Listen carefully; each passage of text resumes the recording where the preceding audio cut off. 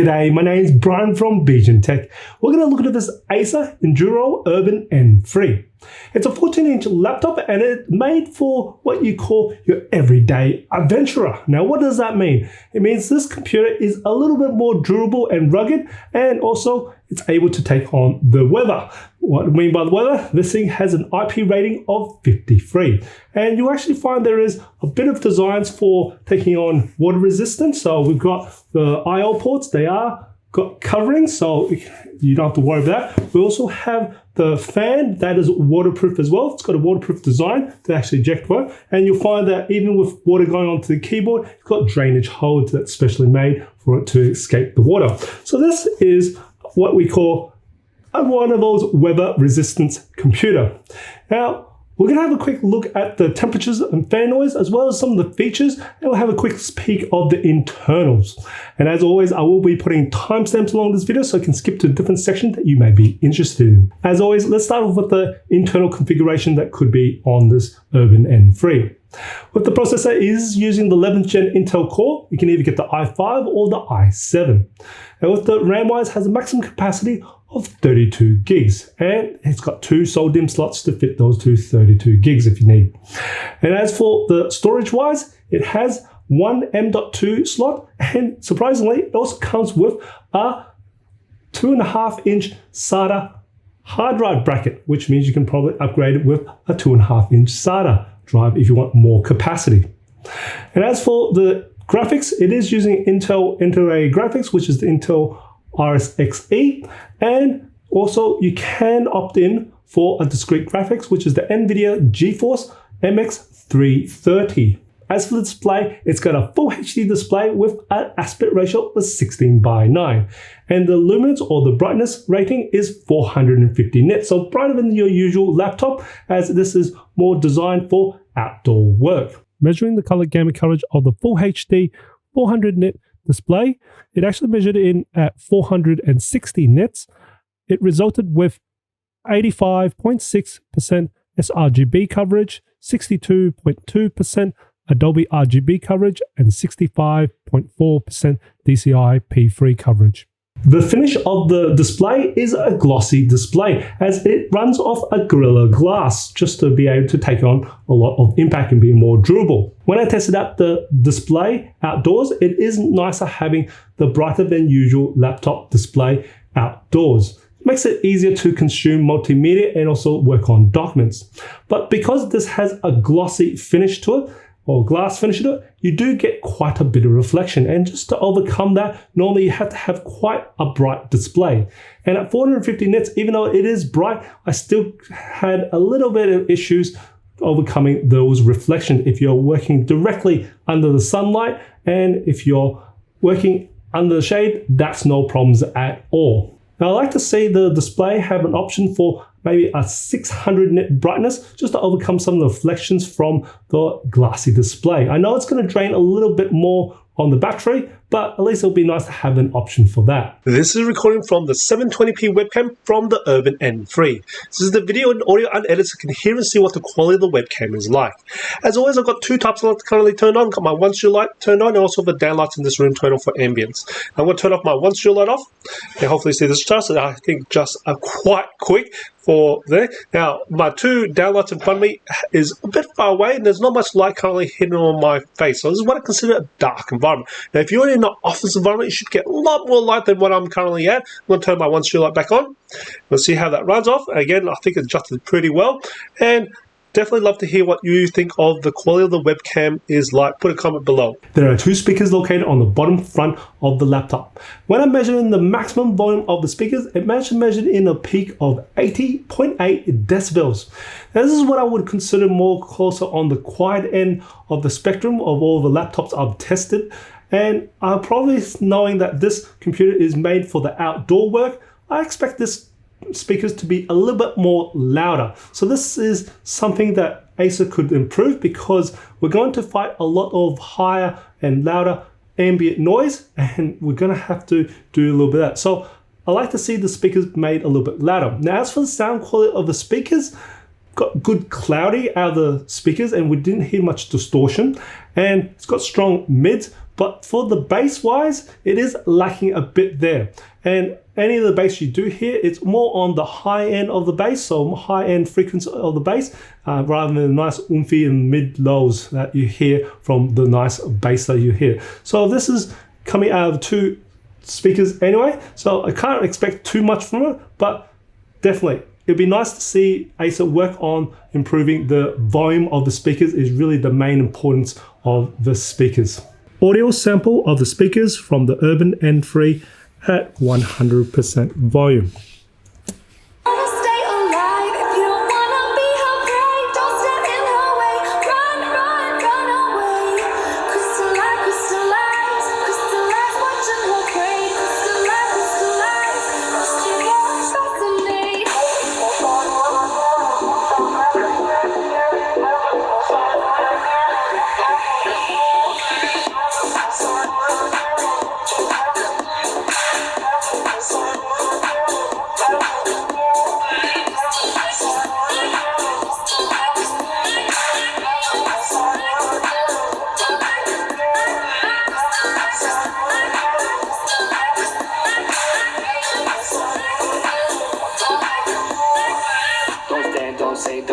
She anticipates no chance if you become. The Urban N3 does come with a 48 watt-hour battery, and I tested the battery life in Windows 11 in my 5 different modes.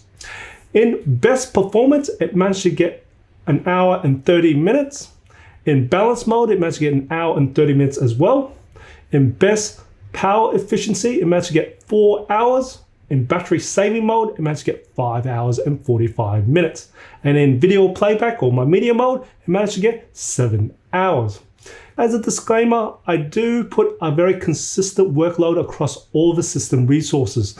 And you should get better numbers than what I could, as most applications won't hit all the system resources as consistently as I would in my tests. So I'm just giving the worst case scenario. As for the temperatures and fan noise of the N3, when I took my measure, my ambient temperature in the room was 21 degrees Celsius, and my ambient room noise was 36 decibels.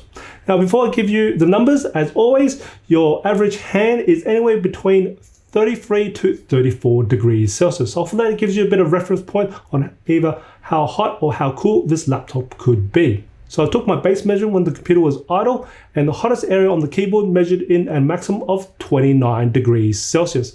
And as for the fan noise, it hit a maximum of 36 decibels, so practically quiet. And the average internal core temperature was 36 degrees Celsius. Then I put 20% load, so that's pretty much average use. So that's tasks like office productivity work, surfing the web, streaming videos, and the hottest area on the keyboard measured in at 29 degrees Celsius as well. And as for the fan noise, had a maximum of 37 decibels. And as the average internal core temperature was 35 degrees Celsius.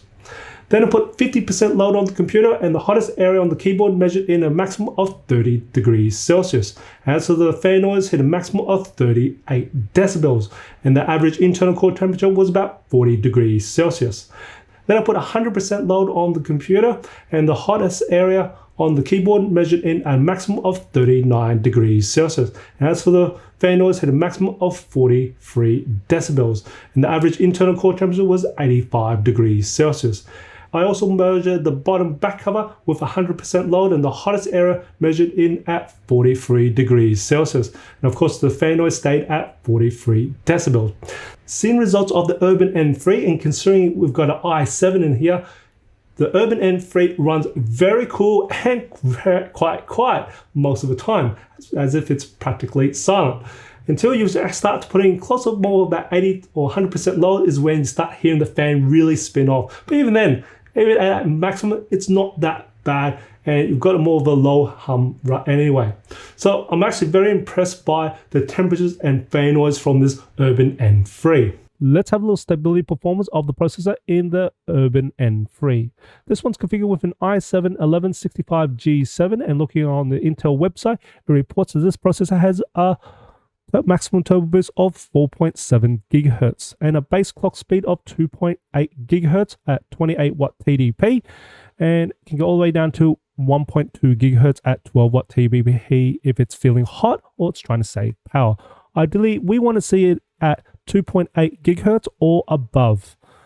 Now I've got this computer running on 100% load and connected to mains power, so that's load on the processor, RAM and hard drive, and I've had this load running for over 10 hours, and I can see that the processor speed is anywhere between 3.2 to about 3.4 gigahertz. It ranges there, and it's pretty much stable at that sort of range, which I would average it at about 3.3 gigahertz, which is above the 2.8 gigahertz. Well, it is sitting above there, which means it doesn't have thermal throttling. It does have room to breathe. As you can see, the average internal core temperatures, I would say around about 76 degrees Celsius. And we may have a little bit of turbo throttling, but that's okay. But we don't have thermal throttling that's below 2.8 gigahertz. So the processor is doing pretty well. Let's have a little single core behavior, and I'm going to start a single core task in Cinebench R23, start the clock watch, and we'll have a look at the speed of the processor. So we're starting off at about 3.2 gigahertz, and we've just moved up to about 3.7, and it's trying to hit the 3.8 range for gigahertz. And after the first 15 seconds, looks like we're now more closer to the 3.7 gigahertz. And is trying to hit that 3.8. Now I do have the computer connected to mains power and set to best performance mode as well in Windows Power Scheme, and looks like we are stable at 3.7 gigahertz after the first 30 seconds. Now we're just nearing the end of this single core task in Cinebench R23, and pretty much it has been mostly stable at 3.7 gigahertz. And probably the last minute, at 9th-minute mark, we did dip down to about 3.5 gigahertz, but it only stayed there for about 3 or 4 seconds, and then it's gone back to about 3.7 gigahertz. So it's pretty much mostly what I would say stable at 3.7 gigahertz. As for the keyboard, it's your typical Acer keyboard. You do have the multimedia keys on the very right, and it's just something you've got to get used to. Now, as for each individual keys, we've got quite a good tactile feel to the depressing, but as for the key travel, it's not quite a lot. It's probably what I would say a little bit less than what I would normally see from a lot of other laptops, but you do have quite a good bounce and tactile feel. Now, as for each individual key size, it is what I would consider medium. We've got good spacing in between each keys. And as for the surface of each keys, we've got quite a nice smooth surface as well. As for the trackpad, we've got a nice sized trackpad. It's not overly large and it's not undersized small, and it is not a mechanical trackpad, so you can't depress it, as there are 2 buttons underneath, which are the mechanical buttons for left and right clicks, which is really good for, especially if you're working with gloves. That is very nice to have those mechanical buttons, and you still can register quite happy with the trackpad, as it's got a bit of glass smooth finish to the surface of the trackpad. As for the palm rest, it is made from plastic, same as the rest of the body, and has the same texture and feel as the bottom of the laptop. Now, as for the top cover of the laptop on the top, it is a much more smooth plastic there. And as for the build quality of this laptop, now it does have quite a few features, again, for water and weatherproof things. So we've got some nice extra rubber bits on each edge to help take on impact. As for how sturdy this thing, this is quite sturdy. So I can definitely, when I try to do the bend test, that does not do very well.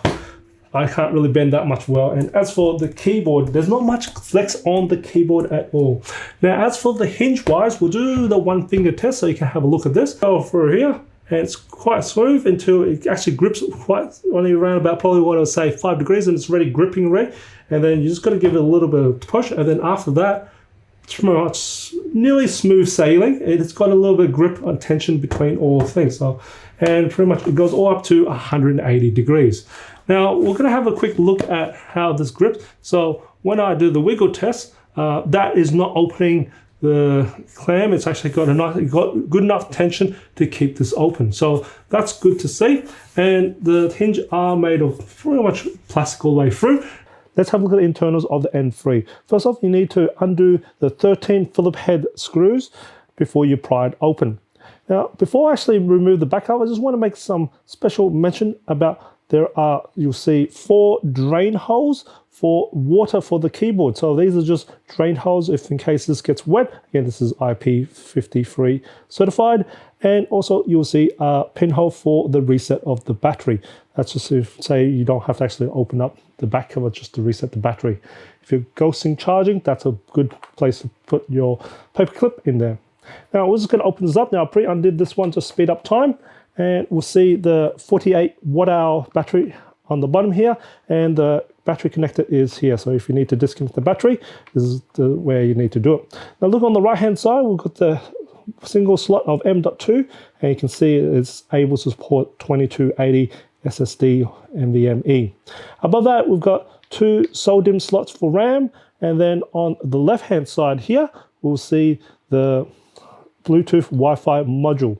And then, of course, there's a processor over here.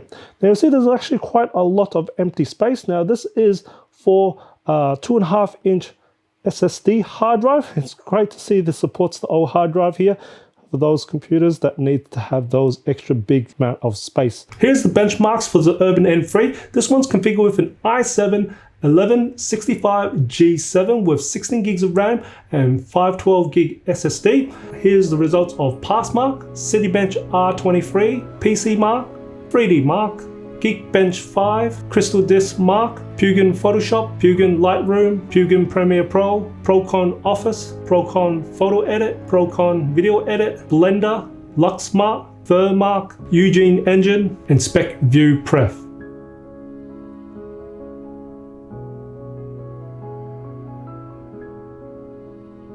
There are improvements I like to see from the Urban N3, and that is the display, just a little bit more brightness options for the display, just to overcome some of the reflections that you may get if you're working directly on the sunlight. And also the speakers, I'd definitely like to hear a much more louder volume from those speakers. Oh, the sound quality is not too bad, but definitely the volume just needs to be worked on. But overall, with the actual temperature and fan noise, I was very impressed on how it was very cool and actually quite quiet as well too, this computer here. And I like the overall design and also just the different color scheme of not being white or black. Having this little navy blue is definitely something that just, it does spoke out to you. It was like, oh, that's something different there. And also having not to worry about the weather if you're being rained on, and it is quite rugged to be able to take on a lot of drops as well too. It's definitely quite a nice outdoors adventuring laptop to be around with. And I hope you found this video informative or enjoyed it. If you did, even to help support my channel, smash that like button for me. If you haven't done already, subscribe my channel by hitting that subscribe button on the screen. I do try to upload a new video every week, and also I have memberships if you want to support me further by hitting that join button right next to the subscribe button. And as always, imperfections in life makes it beautiful and interesting. And I'll see you next video.